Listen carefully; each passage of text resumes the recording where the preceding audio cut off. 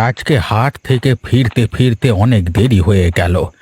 এত রাতে বাড়ি ফেরবার জন্য না পেলাম রিক্সা, না পেলাম ভ্যান। এতটা পথ হেঁটেই যেতে হচ্ছে। নিঝুম নিস্তব্ধ রাত, গাটা কেমন ছমছম করছে। হরিপদ কাকু, হরিপদ কাকু, এদিকে দেখো, আমার তোমাকে কিছু বলার আছে। এত রাতে কে আবার পেঁচু ডাকলো? না না, পেছনে ফিরে তাকানো ঠিক হবে না। হয়তো কোনো ভূত পিশাচ হতে পারে। না না, বরং তাড়াতাড়ি হাঁটি।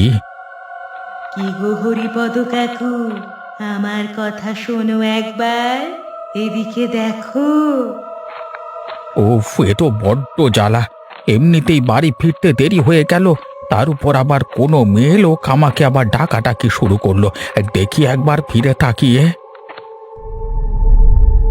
হরিপদ কাকু, আমি পূজা।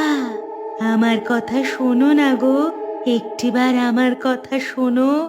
আমার যে অনেক কিছু বলার আছে, কেউ আমার কথা শুনতে চায় না। তুমি অন্তত আমার কথা শোনো। ওরে বাবা, ভূত! তার নাকি আবার কথা শুনতে হবে? না বাবা, পালাই। কথা শুনতে গেলেই ঘাড় মটকে দেবে, পালাই। এই হরিপদ কাকু, আরে ও হরিপদ কাকু, বাড়িতে আছো? কে রে? আমি রাখাল, হরিপদ কাকু। ও, রাখাল। এসো এসো, এদিকে এসো। রে, কি হয়েছে হরিপদ কাকু? হ্যাঁ, এই মনে হচ্ছে খুব অসুস্থ আপনি। হ্যাঁ রাখাল, আমার শরীর ভালো নেই। কালকে থেকে আর কি, উফ, কালকে রাতে যা হলো, কোনো রকমে প্রাণ বাঁচিয়ে পালিয়ে এসেছি। ওরে বাবা, আপনার সাথে কালকে রাতে কোনো বিপদ হলো নাকি? হ্যাঁ, বিপদ মানে ভয়ঙ্কর বিপদ। কোনো রকমে বাড়ি ফিরে এসেছি, তারপর থেকেই অসুস্থ। কি এমন বিপদ হলো হরিপদ কাকু? একটু বলো আমাকে। কালকে রাতে হাট থেকে ফিরতে দেরি হয়ে গেছিল, তাই বাড়ি ফেরবার কোনো সাধন পাচ্ছিলাম না। শেষমেশ হেঁটেই বাড়ি ফিরছিলাম। কিছু দূর আসবার পর পেছন থেকে একজন মেয়ে লোকের আওয়াজ আমাকে ডাকছিল। সর্বনাশ!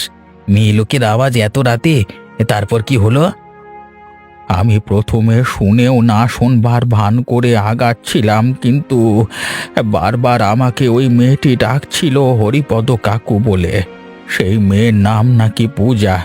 আমার বুঝতে একটুকু দেরি হয়নি যে সে আসলে একটি অতৃপ্ত আত্মা। ভূত না হলে এত রাতে হঠাৎ কি করে উপস্থিত হলো? বাহ, অবিশ্বাস্য ব্যাপার গো। বলছি, তুমি একটু গা ঝারিয়ে নিও, নয়তো জলপাড়া খেয়ে নিও। হ্যাঁ, তাহলে তোমার শরীর ঠিক হয়ে যাবে। বেশ, আমিও ভাবছি তেমনই কিছু করব। সত্যি, বিক্রম ডাক্তার খুবই ভালো। কি সুন্দর কথাবার্তা। ডাক্তারের কথা শুনেই রোগীর অসুখ সেরে যাবে। ঠিক বলেছ মা। যেমন ডাক্তারের কথাবার্তা, তেমনই ওনার চিকিৎসা। ওনার দেওয়া ওষুধ খেলে রোগীর অসুখ খুব তাড়াতাড়ি সেরে যায়। ও তাই? তা হবে নাই বা কেন? অত পড়াশুনো করে ডাক্তারি পড়ে ডাক্তার হয়েছে, তার ওষুধ তো ভালোই কাজ করবে, তাই না?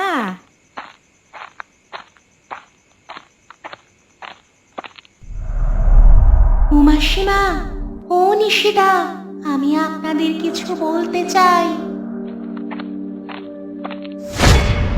আরে নিশি, ভূত! ভূত! আরে বাবা রে! রাম রাম রাম, রাম রাম রাম! নিশি, নিশি ভূত! কি ভয়ানক চেহারা! মাগো, মাগো, পালাও ভূত! ওরে বাবা, ওরে বাবা, ভূত! সর্বনাশ, বিভৎস কি দেখতে! পালাই, চলো। মাসিমা, আমি পূজা। একটিবার আমার কথা শুনুন, আমার আপনাদের কিছু বলার আছে। না না না, ছেড়ে দাও, ছেড়ে দাও আমাদের, বাঁচাও! নিশিকান্ত দা, আপনি অন্তত শুনুন আমার কথা একটিবার। ও না না মা না রে, আবার ছেড়ে দে, ও বাবা ভূত বাঁচাও। কেন আপনারা আমার কথা শুনছেন না? দয়া করে আমাকে সুযোগটা তো দিন, আমি আপনাদের বলতে চাই কিছু। ও ওরে বাবা, ওরে বাবা, এ কি দেখছি গো মা, চলো চলো পালিয়ে যাই, চলো। চল চল চল পালাই নিশিকান্ত, নইলে নইলে এই ভূত আমাদের গলা টিপে মেরে ফেলবে।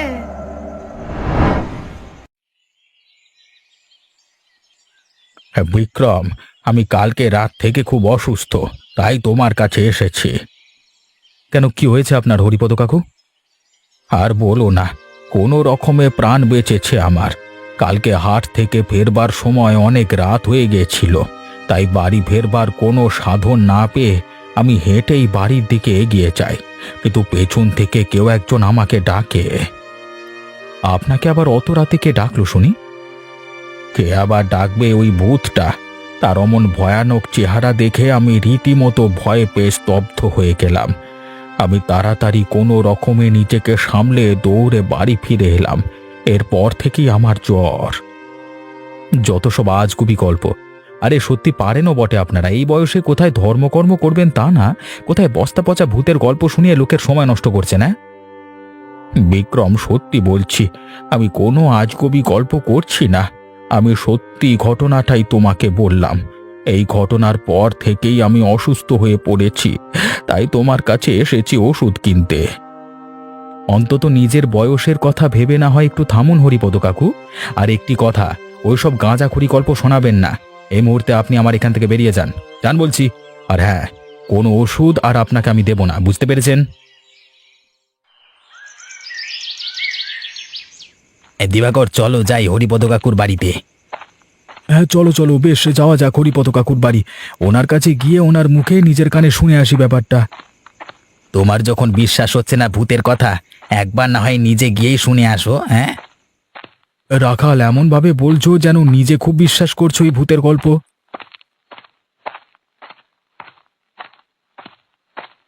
এই বললাম তো, এখন আমারও সংশয় হয় ওই হরিপদ কাকুর কথা শুনে। সংশয় হয় তাই না? তাহলে এদিকে দেখ, আমার দিকে তাকিয়ে বল। দিবাকর, শুনলে? হ্যাঁ শুনলাম তো, ওই মেয়ে লোকের আওয়াজ না?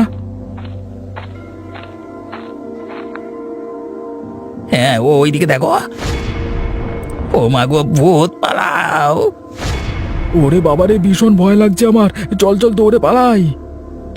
হ্যাঁ, ওরে বাবারে, পালি চল, তাড়াতাড়ি আর বাঁচতে পারবো না মনে হচ্ছে। ওরে বাবারে, বাঁচাও বাঁচাও, ছেড়ে দাও, লাগছে।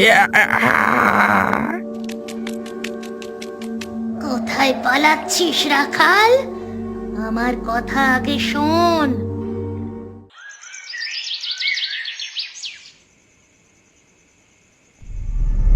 মাসিমা, মাসিমা, আমি পূজা। ওরে বাবা গো, না না, তুমি তুমি এখান থেকে চলে যাও। মাসিমা, আপনি ভয় পাবেন না, আমি কারো কোনো ক্ষতি করতে আসিনি। আমি শুধু আমার কথা বলার জন্য এসেছি। একটিবার আমার কথা শুনুন। আচ্ছা বলো, দেখি কি কথা বলতে চাইছো। সেদিনও তুমি একই কথা বলছিলে। মাসিমা, আমি ওই বিক্রম ডাক্তারের কথা বলতে চাইছি। সে আমাকে খাবারের মধ্যে বিষ খাইয়ে মেরেছে। আহারে, কি বলছো তুমি? বিক্রম ডাক্তার তোমাকে খুন করেছে? না না, হতেই পারে না, উনি খুব ভালো ডাক্তার। ওই বিক্রম ডাক্তার মানুষের মুখোশ পরে লোক ঠকায়। আমি মৃত্যুর আগে খুব গরিব ছিলাম, খাওয়া পেতাম না। ভবঘুরের মতো এদিক ওদিক খাবারের জন্য ঘুরে বেড়াতাম। একদিন ওই বিক্রম ডাক্তার আমাকে দেখে খাবার লোভ দেখিয়ে ওর বাড়ি নিয়ে যায়। সর্বনাশ! ওই বিক্রম ডাক্তার যে এমন জঘন্য মানুষ, এ যে আমি স্বপ্নেও ভাবতে পারিনি। তারপর তারপর কি হলো বলো, আমি শুনছি। আমি খিদের জ্বালায় বিক্রমের কথা মতো ওর বাড়ি যাই। বিক্রম আমাকে এক থালা মাছ ভাত খেতে দেয়। আমি শত জন্মের ক্ষুধার্ত, ভাত পেয়ে খাওয়া শুরু করি, কিন্তু ভাতের মধ্যে বিক্রম বিষ মিশিয়ে রেখেছিল। বিক্রম এমন নিষ্ঠুর, অমানবিক হতে পারে সেটা সত্যি বিশ্বাস করতে পারছি না। তারপর তারপর কি হলো? কিছুক্ষণের মধ্যে আমার প্রচন্ড পেট ব্যথা করে। পেটের ব্যথায় আমি অজ্ঞান হয়ে যাই এবং তারপর মারা যাই। আমি মারা যাওয়ার পর আমার শরীরটাকে কেটে ছিঁড়ে ডাক্তারি পড়ার জন্য ব্যবহার করে, যাতে ওর পদোন্নতি হয়। খুব খুব খুবই একটা নির্মম কাণ্ড করেছে বিক্রম ডাক্তার। আমি বলছি, তোমার সাথে যা করেছে তুমি এর প্রতিশোধ নাও, ওকে জানে মেরে ফেলো।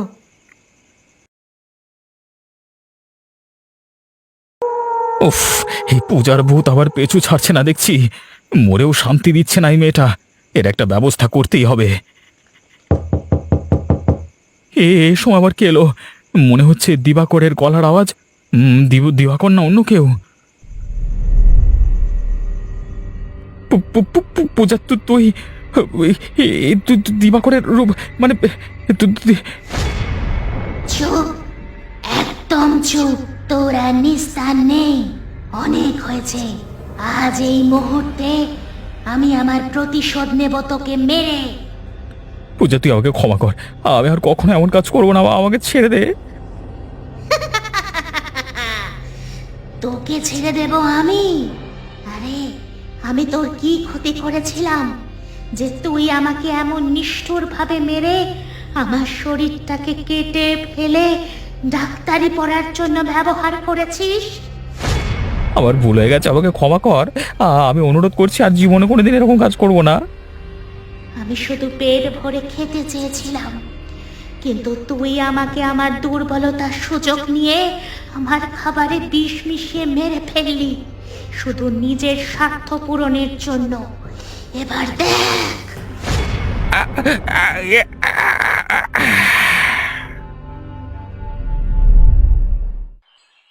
নিশিকান্ত বাবু, নিশিকান্ত বাবু, একটা খবর দিতে এলাম আপনাকে।